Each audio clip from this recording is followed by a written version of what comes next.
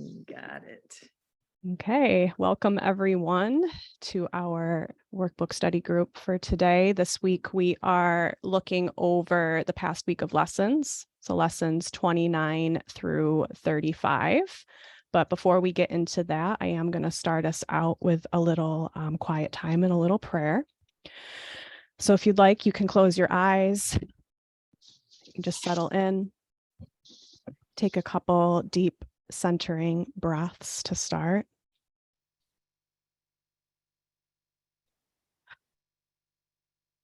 And as you are just settling in, I'm going to read a little excerpt from a section from the text called I Need Do Nothing.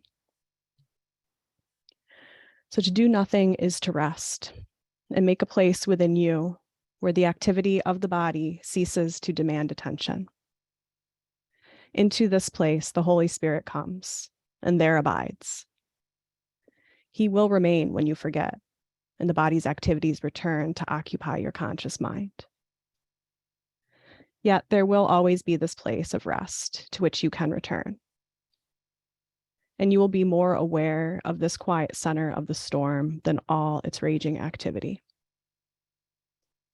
This quiet center in which you do nothing will remain with you, giving you rest in the midst of every busy doing on which you are sent.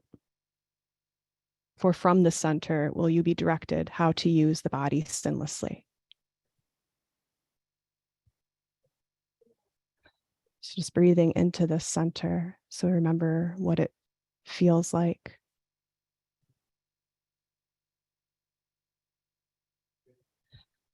And from this place, before returning to the body's activities, before opening your eyes, before connecting with your brothers and sisters in Christ, you might set a little intention about how you would like to use the body sinlessly.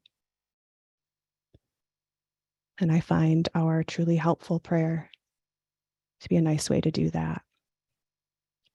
So we are here only to be truly helpful. We are here to represent Him who sent us. We do not have to worry about what to say or what to do, because He who sent us will direct us. We are content to be wherever He wishes, knowing He goes there with us. We will be healed as we let Him teach us to heal.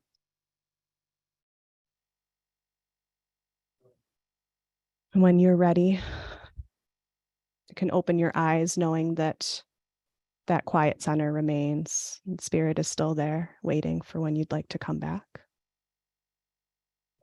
But for now, you can join your brothers and sisters and we can connect together.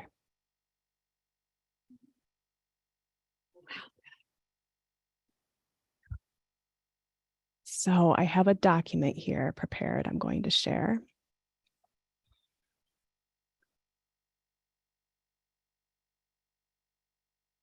Okay, someone give me a thumbs up if you can see that. Yeah. Thank you very much. So we are going over lessons 29 through 35 today. If there's anything that anyone would like to start with, I'm going to open that up in just a moment. Before I even do that, I did get a little excited when I saw which lessons I get to facilitate today. And I have a little note here from myself that I would love to just share briefly if you all are okay with that. So I didn't realize that this just happens to be my week in the lineup, but lessons 31 through 34 are very personally significant to me. And so they make up the heart of this week that we're doing right now together. And I just got really excited yesterday when I was preparing this document and I realized which lessons I was going to get to talk about with you all. So lessons 31 through 34, I have the names of them listed just right here.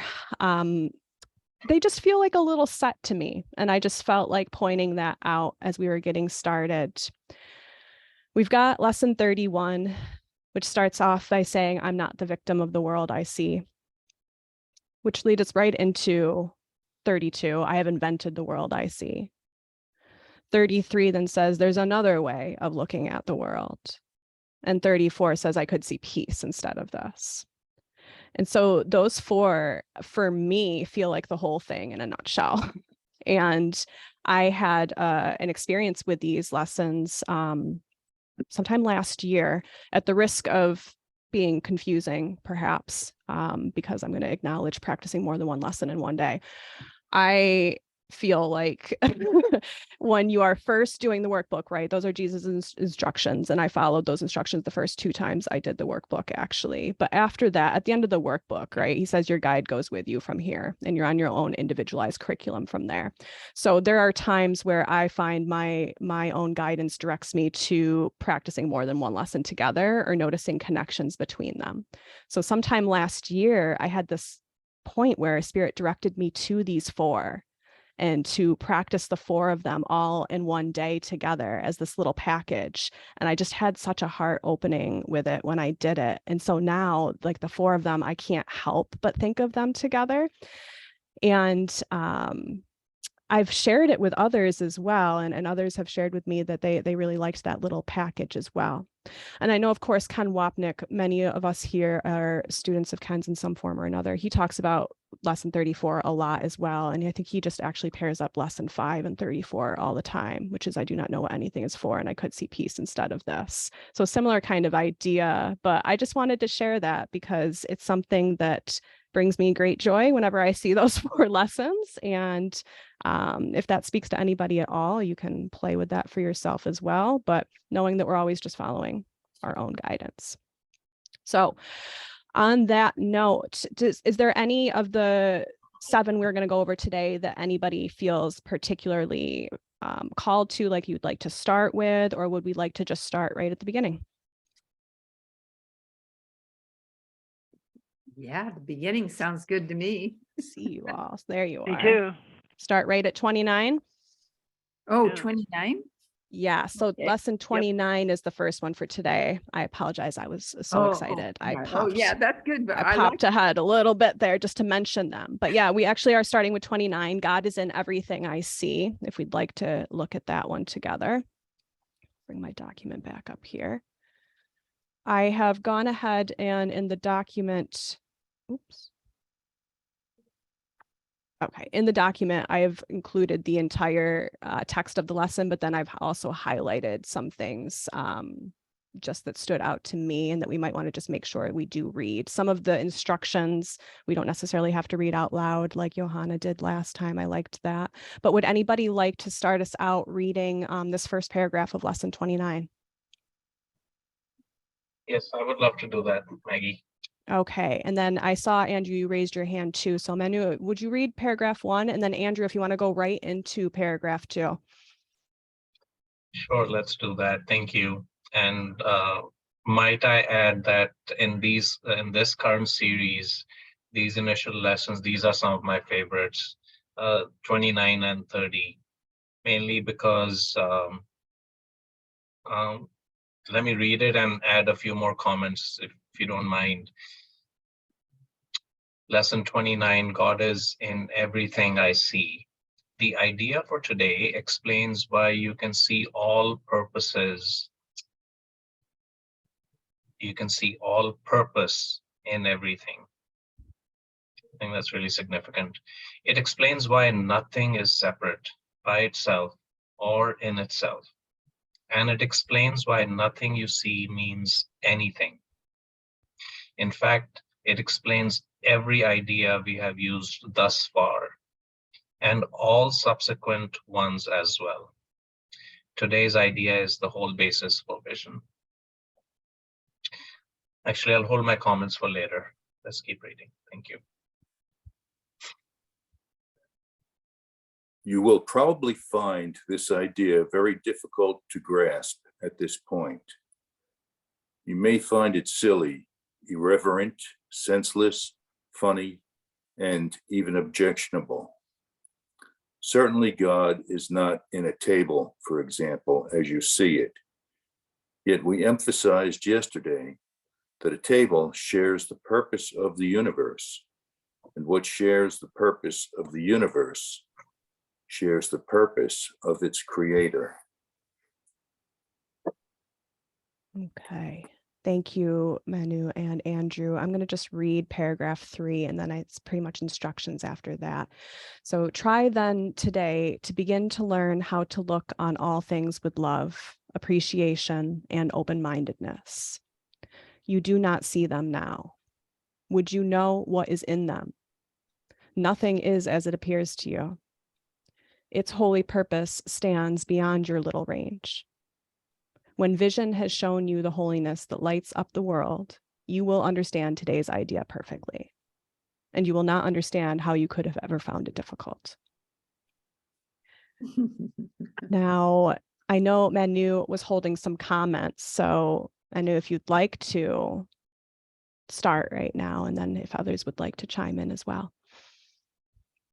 Yeah, I had comments initially as I was starting to read it, and then they kind of disappeared, which is why I didn't say anything. So, because the first paragraph was so, in a beautiful way, overwhelming. And so, in many ways, it does explain everything.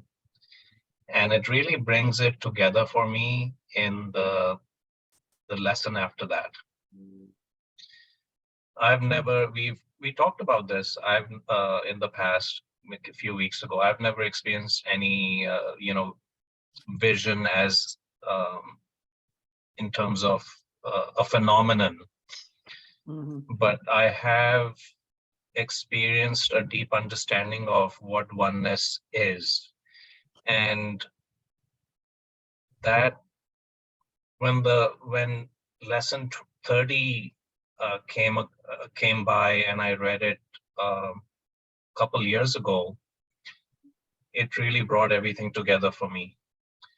Because in a manner of speaking, we are being asked to live in a conceptual free mind, which is why, if you're seeing a table, that's a concept, symbols twice removed, which we have constructed collectively. And so if we look at everything in a conceptual free manner, almost in a manner of where we are doing nothing, in that previous segment, Maggie, that you read, we are in the eye of the storm, doing nothing, and then in some manner being led to wherever we need to go and do whatever we need to do. So in that pure form of beingness, that experience of mind, when it says God is in everything I see, because God is in my mind, it's because God is our mind. And that's how we experience everything that we are experiencing. That's what I wanted to share. Thank you.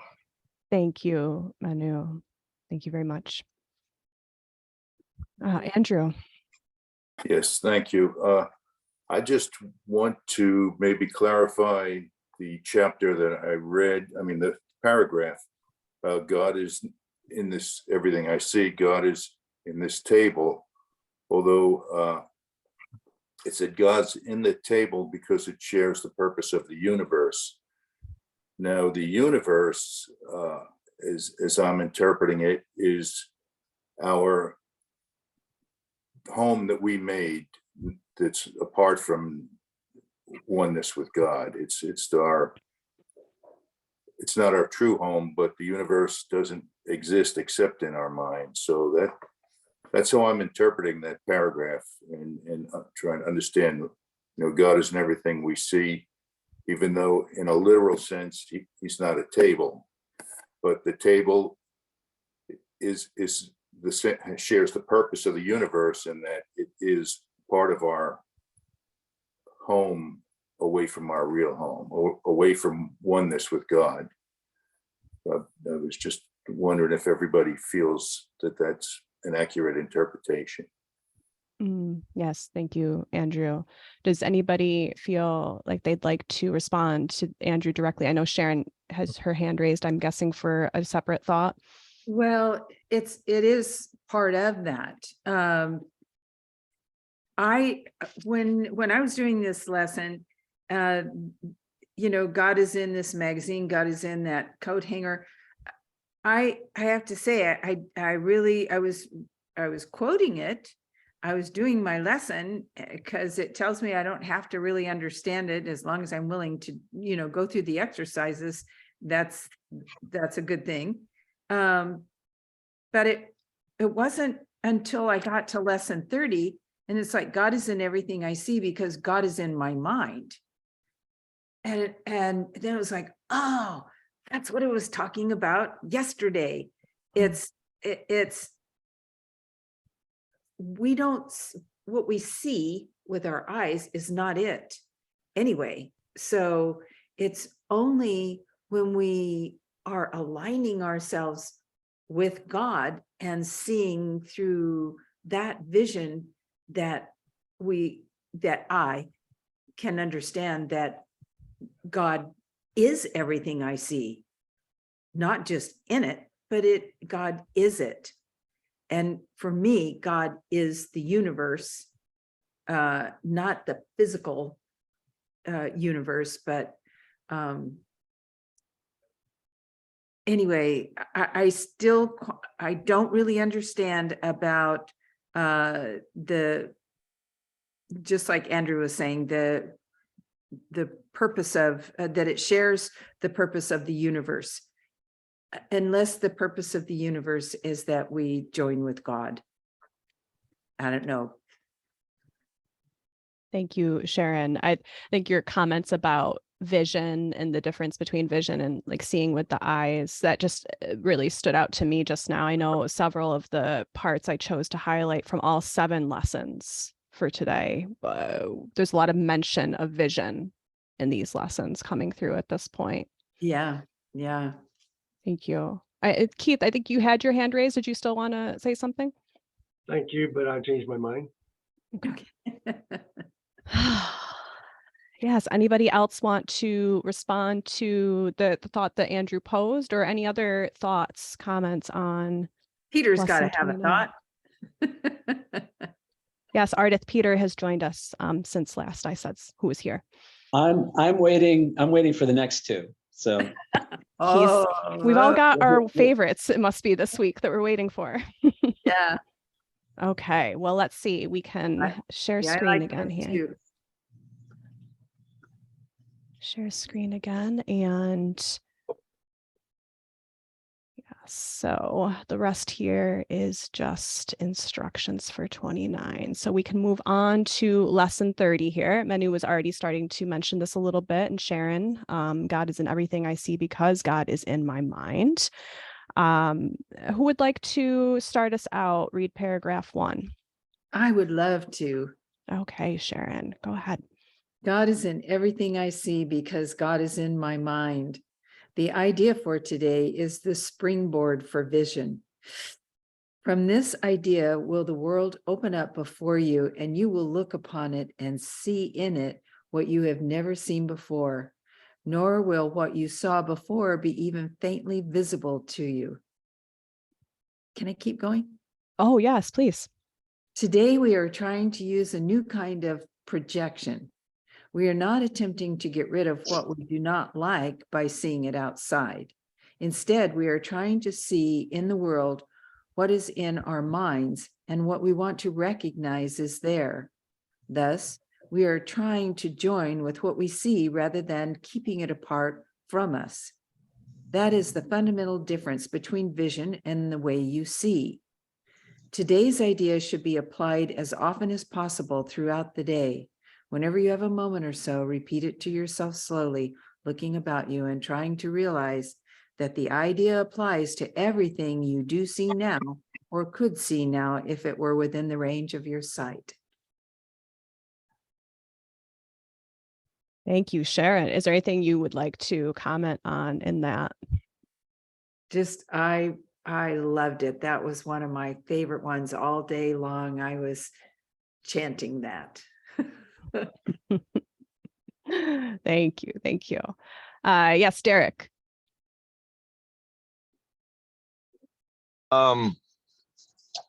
Something's just coming to mind. It's God is in everything I see because God is in my mind. The phrase that just went through my head was, innocence is in everything I see because innocence is in my mind. And I'm thinking of two different situations, both with childhood friends that were both very traumatized. And one of these friends in his 40s and my 40s, he came at me very aggressively and I felt threatened. And I sort of projected out this, here's this bad person being mean to me. And I had to, set boundaries and all that sort of stuff, which I think was appropriate. But underlying, I saw him as doing bad stuff. But then like 6 months later, another friend, same age, coming at me really angry. I saw through his anger entirely. And all I saw was this wounded child. And I just felt compassion for him.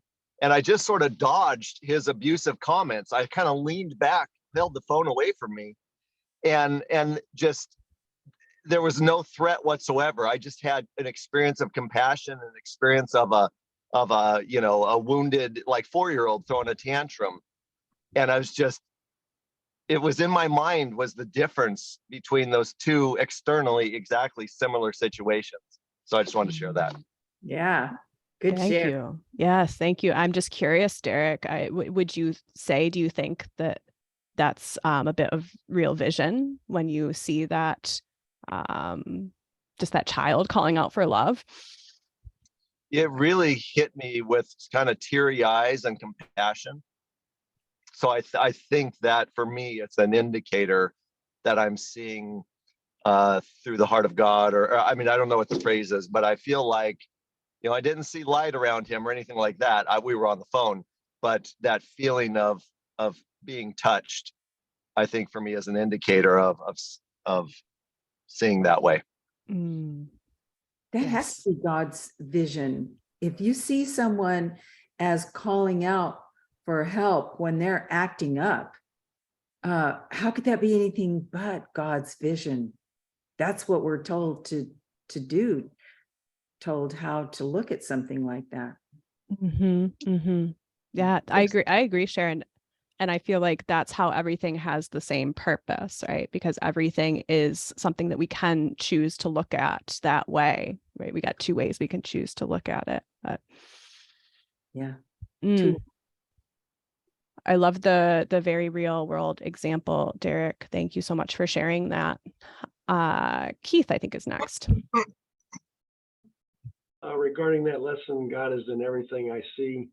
I don't spend a lot of time thinking about this, but I do ask, why do I care if the illusion ends if God is in everything I see? If I really believe that, why do I care about the illusion ending or not? Mm-hmm. You mean why do you care if you die? What was that, Sharon? I said, Keith, do you mean why do you care if you die? If the is your interpretation of the illusion ending you dying? No, I mean the illusion, the big illusion, not me myself. Oh, okay. You mean like why bother waking up from the dream if I'm already seeing God and everything? Yes. Yeah, that's a good question. Does anybody, I know there's hands raised. I think that they are for other reasons, but I'll call on you each just in case. Susan, did you want to respond to that? You're on mute, Susan. Thank you. I actually wanted to respond to Derek. Okay. Do you mind just pausing it just for a moment? We'll see if there's any. I don't mind at all. No. Thank you. I'll just see if there's any response here to Keith. Ardith, I don't know if you raised your hand after Keith said that. No, this was also not responding to this right now, so. Okay, pause there too, if you don't mind. Manu, how about you? Yeah, I think I have a response, but would you please repeat your question once more, Keith? Yes, regarding the lesson that says God is in everything I see. If I can acknowledge that and believe it, and then why do I care if the illusion ends? What was the last part of your question? Why do I care? If the illusion ends? Oh, So first of all, I don't think it's just a matter of believing it, even though initially that's what we are instructed to do is, just go through the lessons and go through the motions. And the idea being that we will eventually reach a point where it's, maybe I should say, belief in action, as in it's more than a belief. It's an essential assumption that we live, or it's an essential understanding that we express. So if we are truly starting to live that God is in everything that I see, and just as a quick side note, I made a change to that lesson for my own self, because it's not just, typical quote unquote seeing, it's experiencing. So I changed it to God is in every experience that I experience. So that includes, even though seeing can mean everything, but just FYI. And so if I start living that, then you're right. Then the atonement in many ways is complete. After all, it does mean at one ment. And so you're living that one ment, and you're living, like in the previous lesson, it says, if we look at everything in love and with open-mindedness and full acceptance, something to that effect. So yeah, we shouldn't care, because then the rest of our lives will be lived just as the prayer suggested. We go do what we need to do to bring God's will and his kingdom to this time and space moment. And so yeah, we shouldn't care, but maybe we still do care, which is why we hang around. Thank you, Manu. I see that both Derek and Peter raised their hands, also possibly in response to Keith. So I'm just going to check there. Derek, did you want to respond to this conversation? Yeah, I've got a kind of a shallow sort of thought that came to me after Keith asked that. Selfish, I don't know. I was just thinking to myself that even if I have no judgments, no ego judgments on anything, and I'm just residing in peace on this planet, being guided by spirit, if I get a stomach flu or if I get a toothache, I don't want to experience that anymore, like not with a judgment against it, just as a choice. I don't want to experience those kind of bodily pains. So I personally would like to exit the illusion once and for all, get off the wheel of samsara, because I don't want any more of that type of just simple body pain. Thank you, Derek. I appreciate that point. And Peter. I'm still waiting for the next two, but I want to say this. If I see God in everything, the illusion is over. So until then, I need a reminder. Now, should I care? Well, I think the Course would say no, because then we're making it real. So whether the illusion is happening or not, the dream, whether we're dreaming or not, I think the freedom comes in making that a non-issue. But I'll just want to say what I said initially. When I see God, when God is in everything I see, is over. Thank you. Yes, thank you, Peter. I like that. That sums that up nicely, I feel. And we've got some very patient participants here waiting to bring up their own topics. So Susan, go ahead. Okay. Straining my brain, cranial cramping, trying to remember what it is I wanted to say. So roll with this for a minute. But I first would like to say to Keith that that is the awakening from the dream. That is the awakening. And that once awakened, again, you're looking at somebody who's only a month in and you guys are decades in, but to me, that awakening then leads one to become the teacher for those and help those who are still having nightmares, like a kindly mother or father or kind friend, be Jesus to the people who are still sleeping, be present, be a living role model of what it is to be awake. So that's responding to the second issue. Now I'm really straining to get back to Derek. Derek. Yeah. What I loved about what you said is that you had two case studies, if you will, in your example. And what I love about that is how we can have our lessons repeated, our opportunities to learn to express the practice of being love and non-judgmental and so forth through everyday things that come up. And certainly this was a horrible thing that your acquaintances or friends went through. Not saying that's an everyday thing, but here you were with two occurrences very similar in nature, and you got to practice two different ways. And I was just curious about how each felt afterwards. The second one where I saw the person with compassion, I was able to be a support for him for the next year until he passed away. And I have nothing but love and no guilt because I was able to support him that way. When I was teetering right around when that thing I told you happened, just a little bit before then, I was thinking, man, this guy is getting pretty crazy. I need to cut him out of my life. I can't have this energy in my life, blah, blah, blah, blah, blah. But then I had that transformation and I didn't have to cut him out.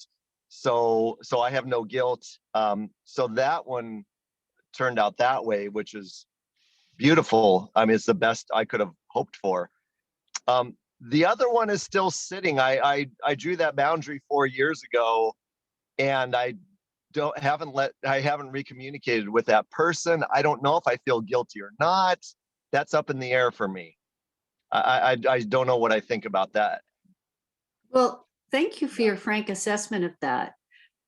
The reason I asked such a personal question is because personally I am working on practicing defenselessness, and that's harder than it sounds. So thank you for that. Thank you. You're welcome. That was all I have. And I think I remembered everything, but it doesn't matter if I didn't, it's okay. Susan, you comment about being a month in only, and we're decades in or whatever, but when I listen to you, I do not hear such a difference. So Ardith is next. You're welcome. Everybody's already said everything that was in my head, I'm pretty sure. The only thing I would say is, because I'm kind of an ambassadoress, I'm self-appointed, of course, I hope the Holy Spirit's okay with that, of the clarification of terms in this book. And the second item in the introduction, I think, is even though it talks about controversy and how we can avoid controversy, and that those who seek clarification will find that as well as controversy, I think it also just tells us again and again and again, and this is exclamation point, when you're asking about issues, ultimately issues, anything that's involving either the real vision or our physical vision, I think this kind of tells us that we have to go beyond the concepts, have to go beyond the beliefs. We can swear fealty and everything else to these different things that we're learning here. But bottom line, it says a universal theology is impossible, but a universal experience is not only possible, but necessary. And it is this experience towards which the Course is directed. Here alone, consistency becomes possible. So I apply that to almost all questions when we have those issues come up.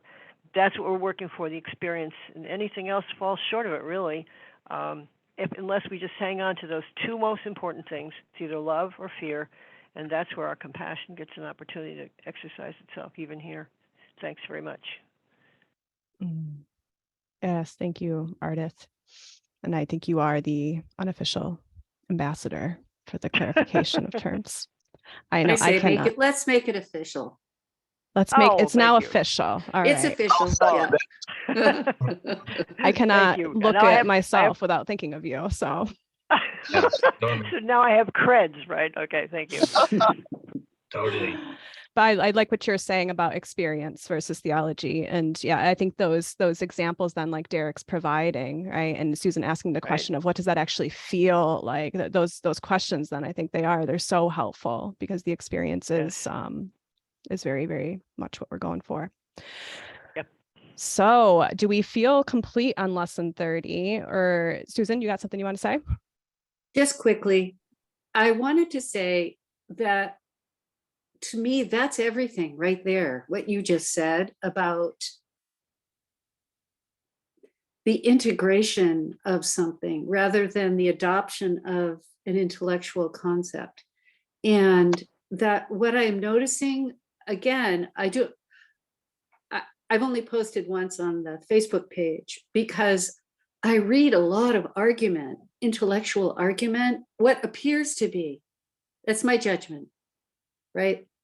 And I'm sure it's just higher levels of understanding, having cool debates, but from where I am, lower in the hemisphere, looking at it, it's like, like I'm not hearing any actual practical integration of this stuff. I'm hearing doctoral dissertations of ideas.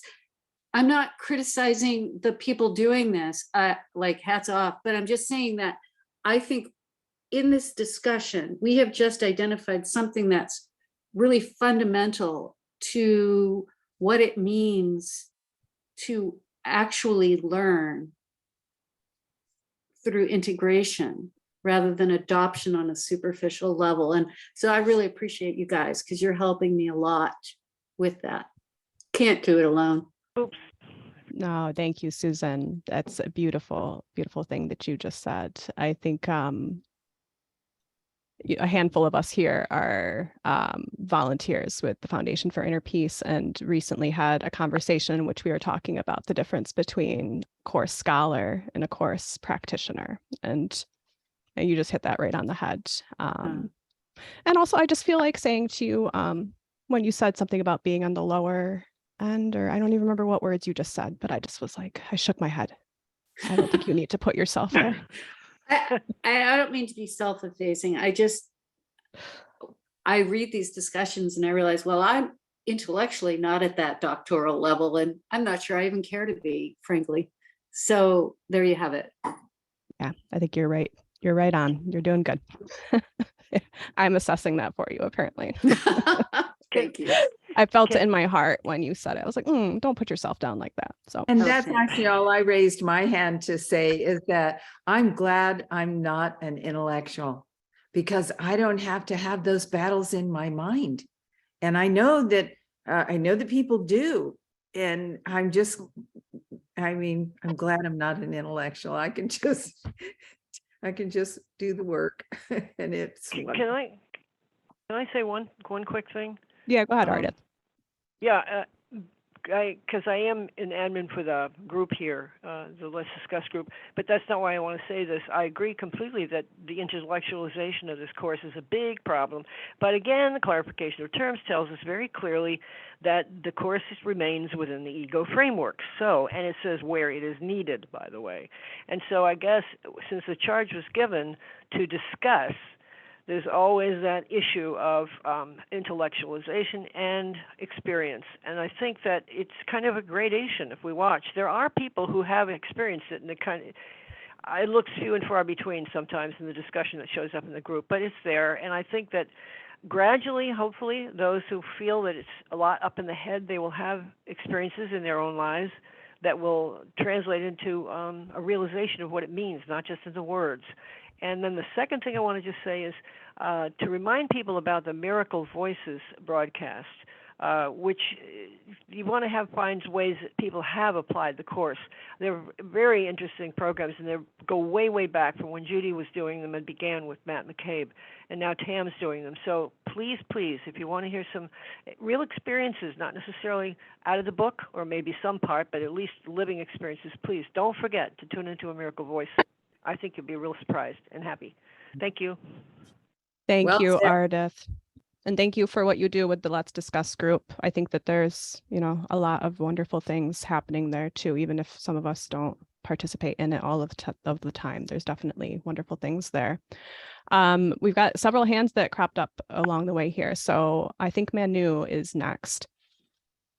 Okay, thank you for the reminder, Ardith. And Susan, the integration is obviously the key piece that we've been talking about. And, that's what makes you and makes us doctors of ACIM, doctors of ACIM.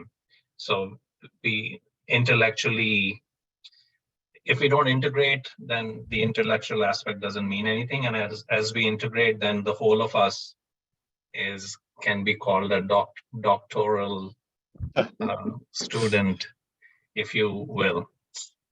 So I wanted to quickly highlight a couple of paragraphs in lesson 30 because it talks to the integration and it talks to, so actually the second paragraph that we, Keith, you're on mute.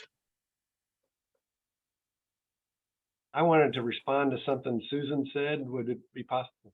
Okay, thank you. Susan, regarding the difficulty of practicing defenselessness that you mentioned, I just wanted to remind you that you have the greatest helper available to you internally.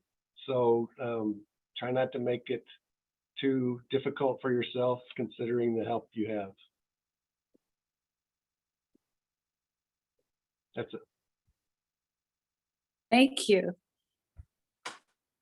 That's such an important piece of advice, Keith, because the reason it is difficult is because we can't not use our egoic mind most of the time, right? It goes back to the intellectual level.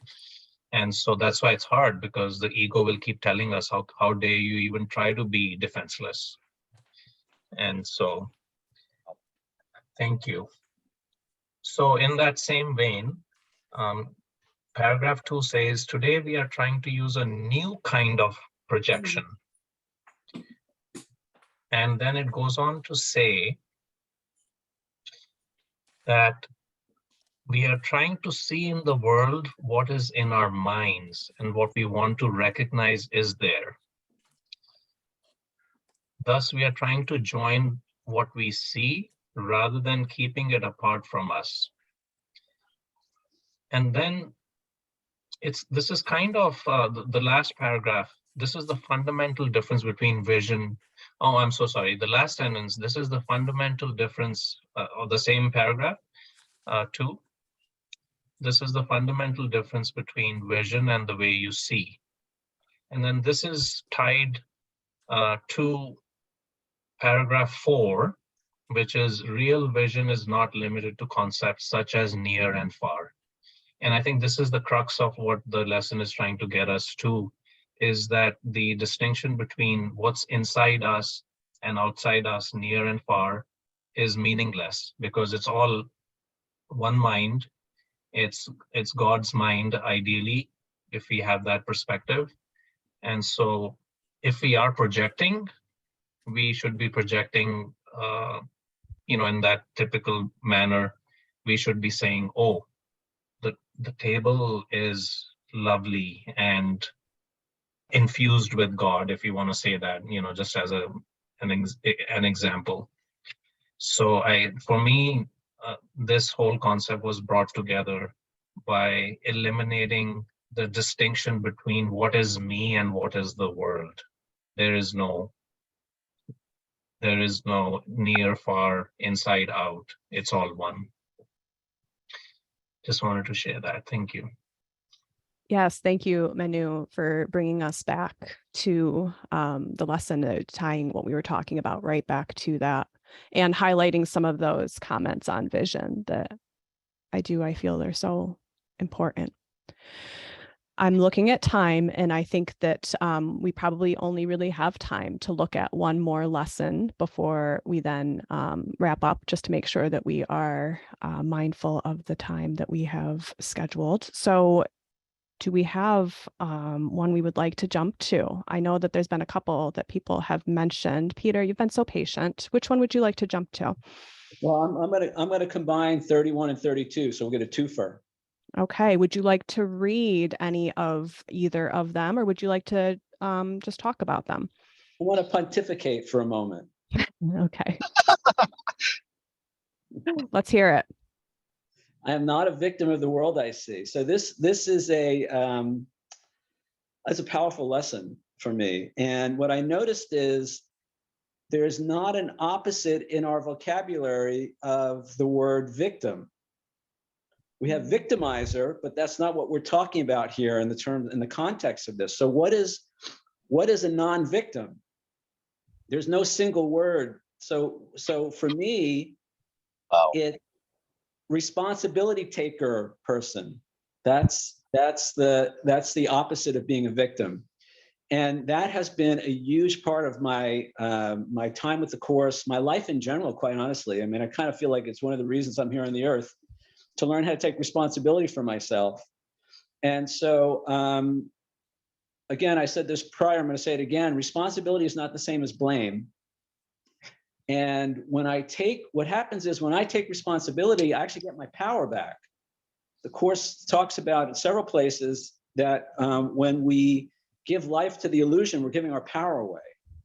And so the way I get my power back is by taking responsibility. Now, I have a definition in my book of power. I'm not going to go there, but I'll just say that's the gist of because when I say I'm not a victim of the world I see, and then I look at the world that I see and how messed up it is, I want to blame myself for that, because the course says, well, I'm responsible for that. So it's to look on the world I think I see through the eyes of the Holy Spirit, which is to look through the eyes of forgiveness and love. And anything less than that, and I'm not doing the lesson, at least the way I'm interpreting it. So it gets worse. Lesson 32. I've invented the world I see. Now I have to be honest with you. When I did this lesson last week, it tweaked me. I mean, I've read it 1,000 times, but I really did it.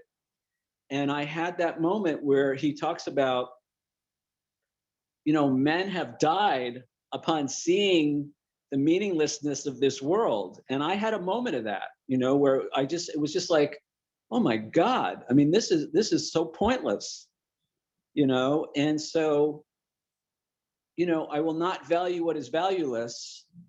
So he doesn't say there's no value in the world. He just wants us not to value what is valueless. And what has value in this world is love. It's to the extent I give or receive in a genuine way love. And that's from what I can tell, that's the only thing that has meaning in this world. So I have invented the world I see, so I can shift the focus from seeing, the unsavory, seeing the darkness, seeing the unhappiness, to seeing love wherever I can find it. And of course, being a source for that. The last thing I want to say about that lesson is, if you look in the dictionary definition of the word to invent, create or design something, to be the originator of, and then it says to make up an idea, story, whatever, especially so as to deceive someone. So I've invented this world to deceive myself as to who and what I really am. Yay for me. Thank you. Oh, thank you for that, Peter. Yeah, that last definition. Wow. Now I see Ardith and then Susan would like to respond, and we'll try to, if you don't mind, try to keep it a little on the short side just so we can wrap up on time. Absolutely. First of all, yay, Peter. Then I just would say, along the lines with this, I really got what you were saying. I would recommend everybody take a travel through chapter 21, Reason and Perception. Now I'm talking about the blue book in case anybody else is using another one. I don't know what the pages are, but it would be starting at page 445 of the text in the blue book, especially taking a concentration on page 448. There's that paragraph in there that scares people to death when they first open it up. But if you read the entire section and meditatively and keep going until you're at the end, I think it's a huge relief, because it tells us exactly what's being said to us about being responsible and taking responsibility. I just think it's a very important thing to take into consideration. Chapter 21. Thank you. Chapter 21, Ardith, can you name the specific section? Because I'm looking on the web edition. Yes, it's chapter. Oh, I'm not on the web one right now. I'm looking in the book, but it's I don't know whether it's section 2 or what they. I don't know what they term the different. Yeah, it's the responsibility for sight is the specific one, and it's actually one little paragraph. I'll just quickly read the paragraph. It's tiny, tiny, tiny, and you can go back and check it out because there's a lot there. It says, "I am," and it's got it in bold, responsible for what I see. I choose the feelings I experience, and I decide upon the goal I would achieve. And, this is a kicker, everything that seems to happen to me, I ask for and receive as I have asked. That's it. Responsibility for sight. Page 448. Thank you. Thank you. Thank you. Thank you, Ardith, for the reminder. Yes, Susan. That was perfect, Ardith. Also, I wanted to say, yay, Peter, also, because isn't it kind of cool when, yeah, we do all this, but then we forget that we're the creator of the author of it, right? So like what you described is that you realized and remembered, oh yeah, I'm responsible for that. Oh yeah, I see it. You know, it's like that. Being able to witness yourself that way is really, really cool, instead of being blind to yourself and your actions and thoughts. So cool, dude. Well, just a quick response to what Ardith shared in terms of the paragraph. I read this a few days ago, and it's particularly applicable right now because there's a situation that I'll be replying to in email where I can see that I drew that experience to myself, and I'll be responding instead in love and understanding, and I think that'll really help the situation. So thank you. Very cool. And Andrew, would you like to say something to wrap us up? Yes, just briefly, I would like to say that we are responsible for what we see. However, everyone else is also responsible for what they see. I think we're responsible for the experience we have in our own little personal constellation of people, but we can't take responsible for the war in Ukraine or, you know, everyone in the world. That's just my feelings. That's all I have to say about that. And thank you very much for this meeting. Yes, thank you. Thank you, Andrew, and everyone. And Ardith, your hand is still raised. Did you have something else you wanted to say? No, I'm sorry. I forgot to click it off. Sorry. No problem. I just like to check. Derek. We've got 4 minutes. You probably want to do a closing prayer. Do you need 4 minutes, or can I say one thing to what was just said? Oh, no, go ahead. I was just going to say, I was just thinking about what I forgot. Was it Keith who just said, or was Andrew? Andrew just said about the war in the Ukraine. And just two thoughts that crossed my mind was, to the degree that I'm, thinking about the war and going, oh, this is such a bad thing, or it's so terrible that, if I have judgmental thoughts about it, then in some way, shape, or form, I'm sort of part of the whole gestalt energy of that negative illusion. And so I think that's where I would take that for myself, are my thoughts loving when I conceptualize or hear about that sort of thing. So that would be the way I would take responsibility for the war in Ukraine, just in my own mind. Yes, thank you, Derek. Thank you. Yeah, right, because it's responsibility for how you're seeing it. Responsibility for sight. So thank you. Okay, I was getting a message from somebody there, so apologize for my pause. I am going to wrap us up with a closing prayer here. So if you would like to, you can go ahead and again close your eyes, just like we began. So we're going to go back to the quiet center. Remembering again that the quiet center is always there. It was there the whole time we were interacting, always waiting, always ready to meet us right where we are.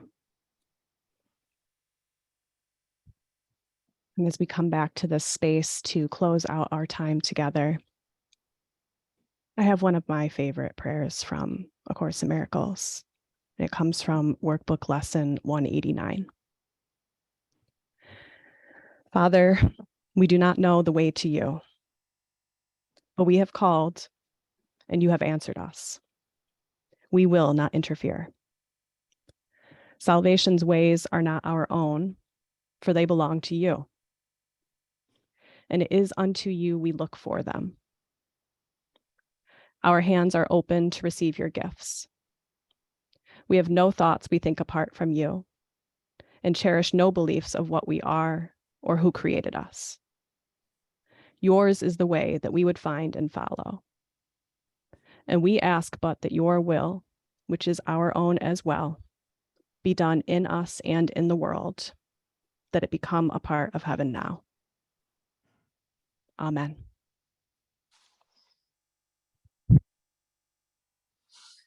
Thank you all so much for this time together, for all of Thank you, your guys. beautiful thoughts and shares. Wonderful, Maggie. Yeah, Beautiful. Thank you. Love Great you. meeting. Join us on Thursday, guys. Join us on Thursday. We're working through the teacher's manual. I'm going to Yeah. stop the recording, but I'll keep us on for a second. Okay. But let me just stop the recording Okay. here. Derek, did you